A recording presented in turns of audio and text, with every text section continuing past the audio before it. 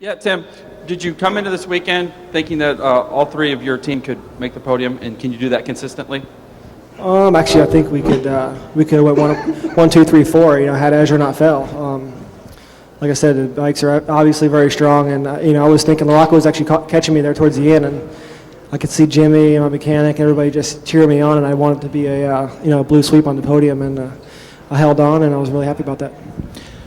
Thank you. Tim, could you address some of the comments you made last year? Your friendship with Ricky Carmichael has been on and off. You're on the two-stroke that you wanted to ride, but unfortunately Ricky's not out here. Was that frustrating for you? Did you feel this would have been a season where you had an opportunity to match up with Ricky two-stroke to two-stroke? Yeah, actually, I don't really think it was two-stroke to two-stroke. I think it was more that I was prepared this year.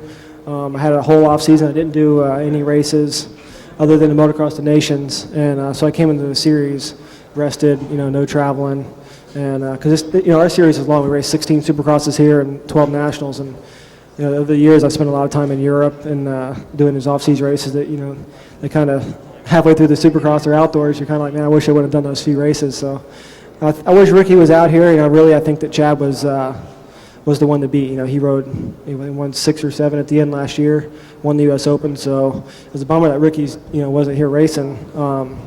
But I think Chad was the fastest last year, so that was our main goal, is to try to keep with him and beat him. It seems like the last couple of years were a little difficult, but since the end of Nationals, I just started my program, and it's been working pretty good. And I'm 100%, no injuries, and now just ready to race. A question from the podium. Are there any problems with, you have so many talented, the Yamaha contingent is so talented with Ezra also. Are there any problems or rivalries? How have you guys gotten along, realizing that the men you're practicing with are the men you're probably going to be battling to get on the podium? That's fine by us. It's we want Yamaha to win. And if I don't win, I want Timmy or Chad to win. I want. So that's good, and if I'm able to win, I'm gonna go for it. And tonight it seems like Chad was faster than us, and and he won easily. And it's there's no rivalry too much. We just give 100%, and it was really clean. I raced with Timmy and I raced with Ezra for like 5-6 laps, and it was nice, nothing dirty, and it's good racing like that.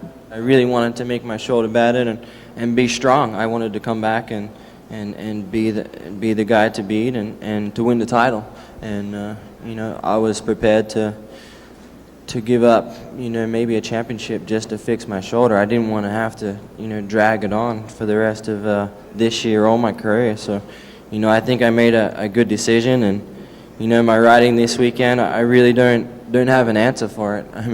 I rode the Supercross track twice between in the last 4 weeks, and I felt good. I felt on, and I've been doing a lot of outdoor riding, which I think is helping me. And I sucked in that last year, so maybe if I ride more outdoors, I might be better there this year. Questions for Chad Reed? Chad, did you do anything special today, like once you got out by maybe 10-second lead, to try to protect the injury? Because I noticed a couple of laps, you stayed consistent, but I noticed that you maybe changed up a little bit in the whoops, because we talked about that early on. Yeah, it's weird that I was the stronger guy in the whoops this weekend. I just got over shoulder surgery, and I can't lift my arm up or anything like that. Having Jeff tape me like a mummy and everything like that. So I really want to thank him. I sit here next to these two guys, and all three of us have every opportunity as the other guy. And the only thing that stands out that's different between all of us is Jeff.